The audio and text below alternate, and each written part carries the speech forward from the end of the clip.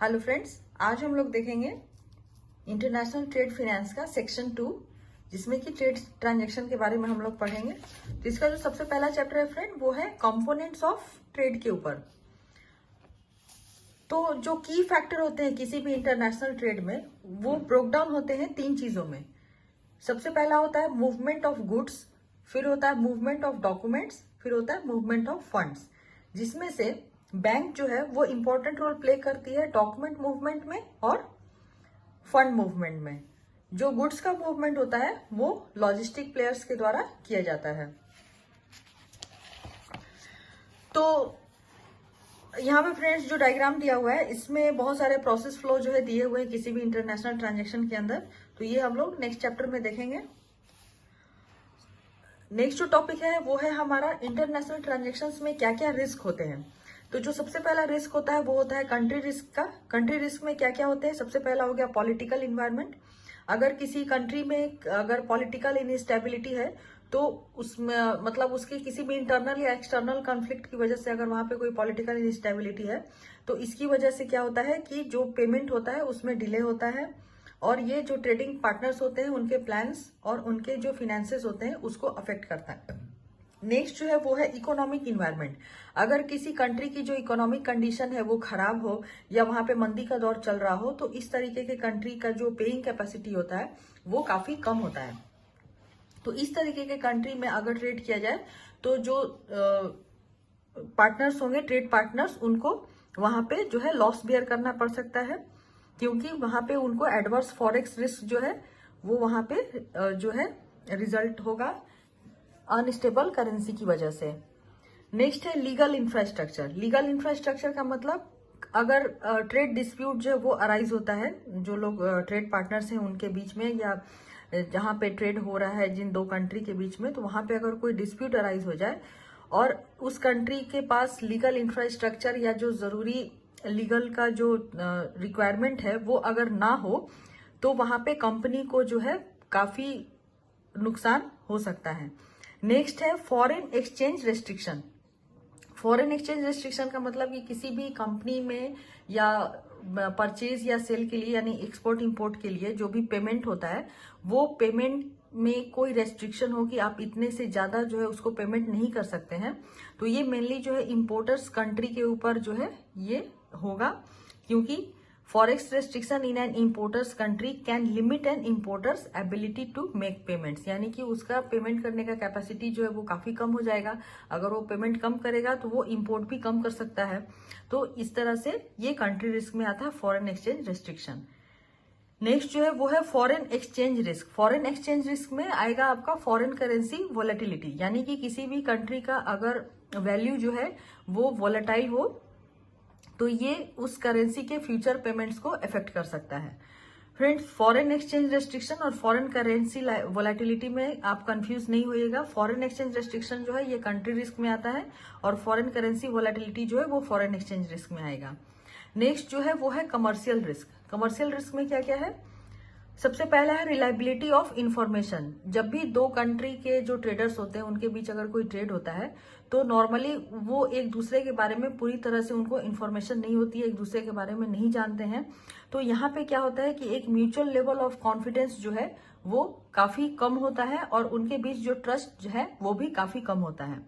Next है trade dispute. Trade dispute ठीक उसी तरह है कि अगर उनके बीच कोई अगर डिस्प्यूट हो जाए और उस कंट्री का जो डिस्प्यूट रेजोल्यूशन मैकेनिज्म है वो अलग अलग हो तो ये ज्यादा कॉम्प्लिकेटेड हो जाता है उसको सॉल्व करना।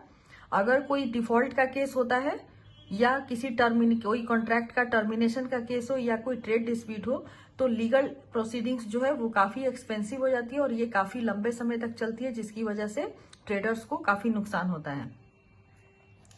तो इन्हीं सब चीजों से बचने के लिए कुछ इंटरनेशनल ट्रेड इंस्ट्रूमेंट जो है वो डेवलप किए गए हैं जो कि रिस्क को मतलब कम हो जाए इस तरीके से उनको बनाया गया है। तो हम लोग ये सारे जो है उसके क्या क्या एडवांटेज और डिसएडवांटेज है, इन सारे जो टूल्स हैं और जो इंस्ट्रूमेंट्स हैं, तो उसको हम लोग आगे नेक्स्ट चैप्टर में देखेंगे। नेक्स्ट जो इंटरनेशनल ट्रेड में आता है वो होता है इनको टर्म्स। इनको टर्म्स क्या है?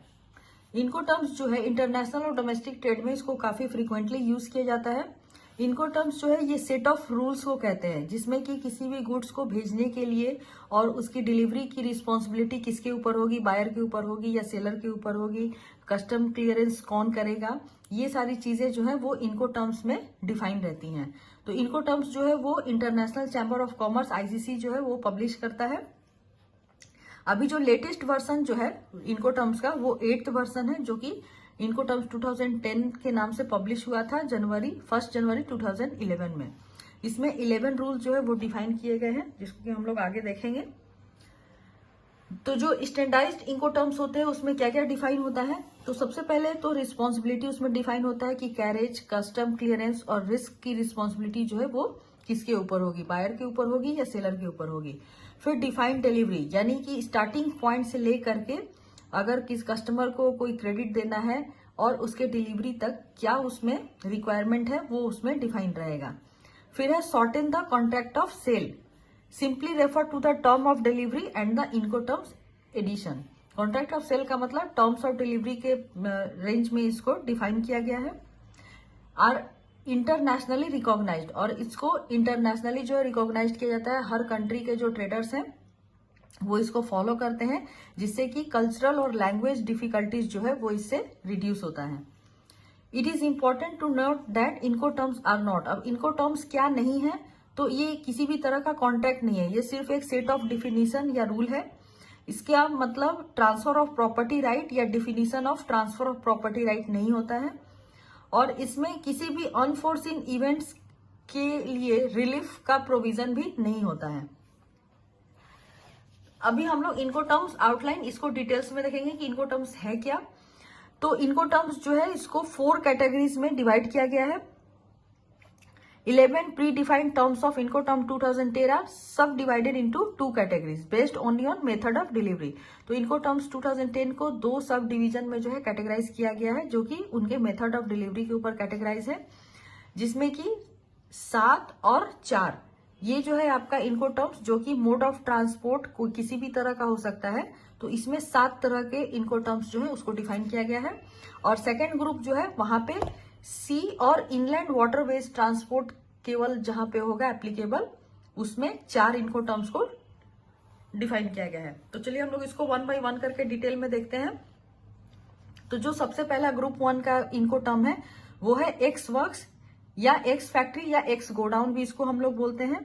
तो इस तरीके के इनकोटर्म्स जहां पे भी मेंशन होंगे उसका मतलब होता है कि फॉरेन बायर जो है वो सिर्फ गुड्स का डिलीवरी एक्सपोर्टर्स के प्रेमिसेस से लेगा, उसके बाद का जो भी रिस्क और एक्सपेंसेस है वो बायर बेयर करेगा। यानी कि जो एक्सपोर्टर है वो सिर्फ और सिर्फ रिस्पॉन्सिबल होगा गुड्स के डिलीवरी के लिए, जो कि उसके जहां पे वो काम कर रहा है या जहां पे उसकी फैक्ट्री है सिर्फ वहीं तक उसकी लायबिलिटी होती है। उसके बाद का जो भी कॉस्ट है उसको गुड्स को ले जाने का एक जगह से दूसरे जगह तक, वो सारा कुछ जो है वो बायर बेयर करता है। तो इस टर्म्स में जो मिनिमम रिस्पॉन्सिबिलिटी और ऑब्लाइगेशन होती है वो एक्सपोर्टर की होती है। नेक्स्ट जो है इनकोटर्म वो है FCA, यानी कि फ्री कैरियर नेम्ड पॉइंट। ये मल्टी मॉडल ट्रांसपोर्ट जहां पे होगा वहां पे इसको हम लोग कोट करेंगे। और सेलर जो है वो रिस्पॉन्सिबल होगा जब गुड की डिलीवरी जो है उसके कस्टडी में हो of the carrier at the named point, और जिस कैरियर से उसका जो गुड्स आने वाला है उस कैरियर तक उस गुड्स की डिलीवरी हो, उसके बाद की जो कस्टडी होगी वो बायर की होगी। फिर है CPT, यानी कि कैरेज पेड टू। ये टर्म्स जो है वो land transport bye rail, road या इनलैंड वाटरवेज के केस में होगा। यहाँ पे सेलर जो है वो रिस्पॉन्सिबल होगा गुड्स के कैरेज के लिए, जो कि एग्रीड होगा उसके डेस्टिनेशन तक, और सेलर को ही पे करना होगा फ्रेट, जिस एग्रीड पॉइंट तक उस कैरियर को ले जाने की बात की गई है उस ट्रेड कॉन्ट्रैक्ट में। फिर है CIP, यानी कि freight, carriage and insurance paid. इस इनकोटर्म में कैरेज जो है वो पेड होगा। कौन पेड करेगा? सेलर पेड करेगा, और उसको इंश्योरेंस भी पे करना होगा। तो सबसे पहला जो हो गया उसमें जहां पे उसकी फैक्ट्री है वहां तक उसकी डिलीवरी की जो है वो रिस्पॉन्सिबिलिटी हो गई सेलर की। सेकेंड में जो उसके कैरेज है, कैरेज तक उसको डिलीवर करने की रिस्पॉन्सिबिलिटी हो गई। थर्ड जो है जो उसका डेस्टिनेशन पॉइंट है कैरेज के थ्रू, उस पॉइंट तक, एग्रीड पॉइंट जो है वहां तक उसको डिलीवर करने का जो टर्म्स होगा वो सीपीटी में जाएगा, और सीआईपी में जिस कैरेज पेड टू मतलब जिस एग्रीड पोजीशन तक वो जा रहा है वहां तक का जो इंश्योरेंस है वो भी बायर ही पे करेगा, तो वो सीआईपी में डिफाइन होगा। नेक्स्ट है डीएटी, यानी कि delivery at terminal, delivered eight terminal. तो यहाँ पे सेलर जो है वो किसी एक स्पेसिफाइड टर्मिनल तक गुड्स को डिलीवर करने का जो ट्रांसपोर्ट है उसके लिए पे करेगा। उसके बाद बायर जो है वो गुड्स के इंपोर्ट पे जो भी कॉस्टिंग आएगा उसके लिए रिस्पॉन्सिबल होगा, और एक बार जब गुड्स वहां पे अनलोडेड हो जाए उस टर्मिनल पे, जिस टर्मिनल पे उन लोगों ने डिसाइड किया है अपने कॉन्ट्रैक्ट में, उसके बाद की सारी रिस्पॉन्सिबिलिटी जो है वो सेलर के ऊपर जाती है। फिर है डिलीवर्ड एट प्लेस। इसमें जो सेलर है वो एक स्पेसिफाइड डेस्टिनेशन तक के लिए जो है वो ट्रांसपोर्ट पे करेगा। डीएटी में और डीएपी में यही डिफरेंस है फ्रेंड। डीएटी का मतलब टी फॉर टर्मिनल, उसका जो टर्मिनल है उस टर्मिनल तक, स्पेसिफाइड टर्मिनल तक वो पे करेगा, और डीएपी में जिस प्लेस तक मतलब टर्मिनल के बाद जिस प्लेस तक उसको जो गुड्स पहुंचाने हैं वहां तक पहुंचाने का जो है वो आपका डिलीवर्ड एट प्लेस में मेंशन होगा। इसमें बायर जो है उसको जो गुड्स इंपोर्ट कर रहा है उसका कॉस्ट पे करना होगा, और सेलर की जो रिस्पॉन्सिबिलिटी है वो तब तक नहीं होगी जब तक कि सेलर जो है गुड्स को अनलोड ना कर दे, यानी कि बायर जब तक रेडी ना हो गुड्स को अनलोड करने के लिए तब तक की रिस्पॉन्सिबिलिटी जो है वो सेलर की होगी। फिर है डीडीपी, यानी कि डिलीवर्ड ड्यूटी पेड। यहाँ पे सेलर जो है वो रिस्पॉन्सिबल होगा गुड्स को बायर्स के प्रेमिसेस तक या फिर कोई भी डेस्टिनेशन जो उन्होंने डिसाइड किया है वहां तक पहुंचाने का, और उसमें जो भी कॉस्ट होगा वो बायर बेयर करेगा। उसमें ड्यूटी भी इंक्लूड होगी, यानी टैक्सेस, फी, चार्जेस, अगर कुछ वैल्यू एडेड टैक्स लग रहा है तो वो सारे चार्जेस जो है वो बायर को ही बेयर करना पड़ेगा। And making the transport document और warehouse warrant available to the buyer to enable him to take the delivery of goods. और जो भी ट्रांसपोर्ट डॉक्यूमेंट और वेयर हाउस वारंट जो है जो बायर को अवेलेबल किया जाएगा जिससे कि वो गुड्स की डिलीवरी जो है वो ले सकता है। तो ये डिलीवर्ड ड्यूटी पेड में इसको हम लोग मेंशन करेंगे। अब हम लोग ग्रुप 2 में देखेंगे। ग्रुप 2 में जो सबसे पहला है वो है फ्री अलोंग साइड शिप, यानी कि इसमें जो कॉस्ट होगा जो कि गुड्स की डिलीवरी के लिए पे करेगा, जो सेलर पे करेगा, तो वो कहां तक पे करेगा? Alongside the vessel at the port of export और other place name, but does not include charges for loading the goods on board the vessel, यानी कि बोर्ड द वेसल तक उसको पहुंचाने का जो भी चार्जेस है वो सेलर जो है वो बेयर करेगा, लेकिन उसको लोडिंग करने का जो कॉस्ट है वो बायर पे करेगा। It also does not include ocean freight charges and marine insurance premium, ये भी किसको पे करना होगा? ये बायर को पे करना होगा। Exporter's obligations fulfilled as and when the goods have been placed by him alongside the vessel and notified to the buyer, यानी कि जब वो उसको वेसल तक पहुंचा के बायर को इन्फॉर्म कर देगा तब तक की उसकी रिस्पॉन्सिबिलिटी है। उसके बाद का जो भी कॉस्ट, डैमेज या गुड्स का लॉस कुछ भी होता है तो ये सारे का सारा रिस्क जो है वो बायर के ऊपर होगा। नेक्स्ट है FOB, यानी कि free on board. Free on board का में जो एक्स वर्क्स प्राइस यानी कि packing charges, transportation charges up to the place of shipment जो है ये सेलर पे करेगा। Delivering the export good to the foreign buyer on board the ship, यानी कि शिप के ऊपर जब तक वो बोर्डिंग ना कर दे तब तक का कॉस्ट जो है वो बायर के पास हो जाएगा। इस तरीके के इनकम टर्म में bill of lading, bill of lading friends एक तरह का डॉक्यूमेंट होता है जो कि गुड्स जो है जो वेसल्स के ऊपर बोर्ड किए जाते हैं उसका जो एक स्लिप जनरेट होता है उसी को हम लोग बिल ऑफ लेडिंग कहते हैं। तो इस बिल ऑफ लेडिंग में शिप्ड ऑन बोर्ड वर्ड अगर मेंशन है इसका मतलब ये FOB का इनको टर्म्स यहाँ पे होगा।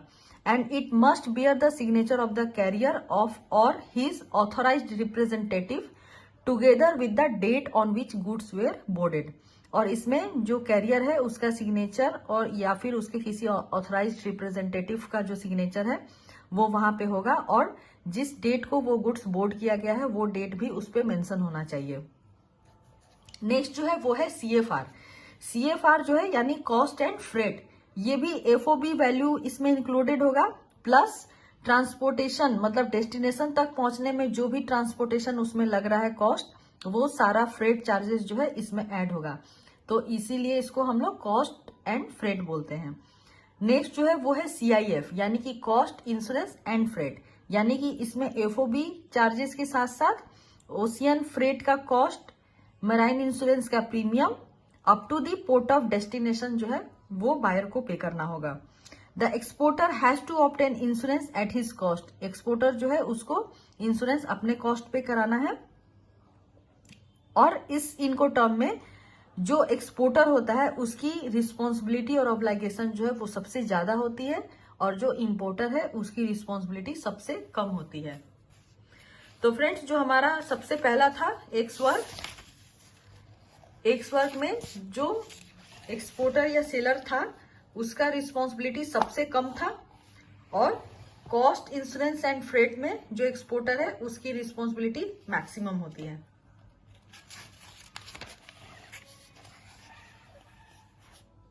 तो जो मोस्ट कॉमन इनको टर्म है जो सी ट्रांसपोर्ट के लिए यूज होता है वो होता है FOB और CIF, और रोड ट्रांसपोर्ट के लिए ज्यादातर यूज होता है एक्स वर्क, CFR और DDP। एक्सपोर्टर्स जो है वो इस इनको टर्म को जो कॉन्ट्रैक्ट ऑफ सेल होता है उसमें डिफाइन कर सकते हैं। अभी नेक्स्ट जो टॉपिक है वो है invisible trade transaction. Invisible trade transaction क्या है फ्रेंड्स? इनविजिबल ट्रेड ट्रांजैक्शन ऐसे ट्रांजैक्शन को कहते हैं जहां पे कि गुड्स का जो मूवमेंट होता है वो फिजिकली नहीं होता है। जैसे अगर कोई सॉफ्टवेयर परचेज कर रहा हो या फिर कोई सर्विस अगर दे रहा हो, तो इसमें जो है गुड्स का मूवमेंट फिजिकली नहीं होता है बल्कि इलेक्ट्रॉनिकली होता है। तो इस तरीके के ट्रेड ट्रांजैक्शन को हम लोग इनविजिबल ट्रेड ट्रांजैक्शन कहते हैं। इसमें एक और भी होता है, जैसे अगर कोई टूरिस्ट है वो किसी अदर कंट्री में ट्रैवल कर रहा है तो वो वहां के कंट्री की हॉस्पिटैलिटी और अदर सर्विसेज जो है वो अवेल करेगा, जिससे कि फॉरेन करेंसी जो है उस कंट्री में इनफ्लो होगी। तो इस तरीके के ट्रांजेक्शन को भी हम लोग इनविजिबल ट्रेड ट्रांजेक्शन कहते हैं। इंडिया में RBI जो है एक स्पेशल फॉर्म जो है इस तरीके के ट्रांजैक्शन के लिए यूज करने के लिए बैंकों को दे रखा है, जिसको कि हम लोग सॉफ्टेक्स फॉर्म कहते हैं। सॉफ्टेक्स फॉर्म जो है स्पेशली डील करता है remittance against export of software and related IT services के लिए। फिर है काउंटर ट्रेड। काउंटर ट्रेड क्या है? काउंटर ट्रेड का मतलब होता है कि payments for goods and services is not paid by way of money but is paid by way of other goods and services. तो इस तरीके के जहां पे मतलब हम लोग गुड्स और सर्विसेज अवेल करने के लिए जो है पैसे की लेन देन नहीं होती है, बल्कि गुड्स के बदले में गुड्स जो है वो एक्सचेंज किए जाते हैं या ट्रेड किए जाते हैं। तो इस तरीके के ट्रेड को हम लोग काउंटर ट्रेड या बाइलैटरल ट्रेड कहते हैं। फिर है मर्चेंटिंग ट्रेड। मर्चेंटिंग ट्रेड क्या है? मर्चेंटिंग ट्रेड में ट्रेडर जो है वो किसी कंट्री A से गुड्स को परचेज करता है, और कंट्री A का ट्रेडर जो है वो कंट्री B से गुड्स को परचेज करेगा और कंट्री C में जो है सेल करेगा। Trader in one country A purchases goods from country B and supply the goods to a buyer in country C, यानी कि B कंट्री से गुड्स को परचेज करके वो C कंट्री में जो उसका बायर है उसको सप्लाई करता है। तो इस तरीके के ट्रेड को हम लोग मर्चेंटाइज ट्रेड कहते हैं। तो इसमें कुछ कुछ कंडीशंस जो है वो सेटिस्फाइड होनी चाहिए इस तरीके के ट्रेड में, जिसमें कि सबसे पहला जो है goods acquired should not enter the domestic tariff area, यानी कि जिस जगह पे इसका ट्रेड मतलब परचेज किया गया है उस जगह पे ये गुड जो है वो इंटर नहीं करेगी। और इस तरह के ट्रेड में जो गुड्स परचेज किए जाते हैं या सेल किए जाते हैं उसमें कोई भी ट्रांसफॉर्मेशन जो है वो बायर नहीं कर सकता है, बायर या सेलर नहीं कर सकता है। तो AD जो है इस तरीके के ट्रेड ट्रांजैक्शन को जो है वो मॉनिटर करती है, जिसमें कि क्या क्या उसको देखना होता है। सबसे पहले तो जो फॉरेन ट्रेड पॉलिसी के अंतर्गत जो भी गुड्स जो है परमिटेड है इस तरीके के एक्सपोर्ट इंपोर्ट के लिए वो इसमें डिफाइन है। फिर both the legs of a merchanting trade transaction are routed through the same AD bank, यानी कि जो बायर और सेलर दोनों का जो ट्रेड ट्रांजैक्शन है वो सेम एडी बैंक के थ्रू रूट होना चाहिए। ट्रांजैक्शन जो है वो 9 मंथ्स के अंदर कंप्लीट होना चाहिए, और मैक्सिमम जो है 4 मंथ्स का इसमें एक्सटेंशन दिया जा सकता है। कमेंसमेंट ऑफ मर्चेंटिंग ट्रेड जो है डेट ऑफ शिपमेंट या इंपोर्ट लेग पेमेंट जो भी पहले होगा वहां से उसको कमेंसमेंट डेट जो है वो शुरू होगी, और जो भी डेट उसके बाद का होगा इधर शिपिंग डेट या इंपोर्ट लेग जो कि लास्ट डेट होगा वो उसका कंप्लीशन डेट होगा। इसमें शॉर्ट टर्म क्रेडिट जो है वो भी प्रोवाइड किया जा सकता है एज ए सप्लायर क्रेडिट या बायर क्रेडिट, लेकिन इसमें कोई भी एडवांस रेमिटेंस का केस नहीं होगा, तभी इसको शॉर्ट टर्म क्रेडिट जो है वो प्रोवाइड किया जा सकता है। एडवांस अगेंस्ट इसमें एडवांस जो है वो भी दिया जा सकता है, और जो भी एडवांस दिया गया हो उसको ईयर मार्क करना होगा एडी को। जो भी मर्चेंटिंग ट्रेडर्स हैं उनको अगर कोई एडवांस पेमेंट जो है मिला हुआ है फॉर इंपोर्ट लेग के लिए, यहाँ पे फ्रेंड्स एक्सपोर्ट लेग के लिए था, एक्सपोर्ट लेग के लिए उनको अगर कोई एडवांस दिया जा रहा है तो उसको पेमेंट के टाइम पे उसको ईयर मार्क करके रखना है। ठीक वैसे ही अगर इंपोर्ट लेग के लिए कोई अगर डिमांड है तो वहां पे भी एडवांस पेमेंट जो है वो दिया जा सकता है, और इस तरीके के केस में जो एडवांस पेमेंट है वो maximum USD 2 lakh spot transaction से ज्यादा नहीं हो सकता है, और ये ऑलवेज बैंक गारंटी या LC के अगेंस्ट दिया जाता है। लेटर ऑफ क्रेडिट जो है वो सप्लायर को तभी परमिट किया जाएगा जब उसके पास कंफर्म्ड एक्सपोर्ट ऑर्डर हो। किसी भी इंपोर्ट लेग का पेमेंट जो है वो अलाउ होगा अगर उसके EFC अकाउंट में जितना बैलेंस है उतने बैलेंस का वो पेमेंट जो है कर सकता है। एडी बैंक जो है अगर इस तरीके के ट्रेड ट्रांजेक्शन में कोई डिफॉल्ट होती है तो वो RBI को इन्फॉर्म करेगा। जो भी डिफॉल्टिंग मर्चेंटिंग ट्रेडर्स हैं जिनका आउटस्टैंडिंग अगर उनके एनुअल एक्सपोर्ट अर्निंग के 5% या उससे ज्यादा होगा तो उनको कॉशन लिस्टेड किया जाएगा।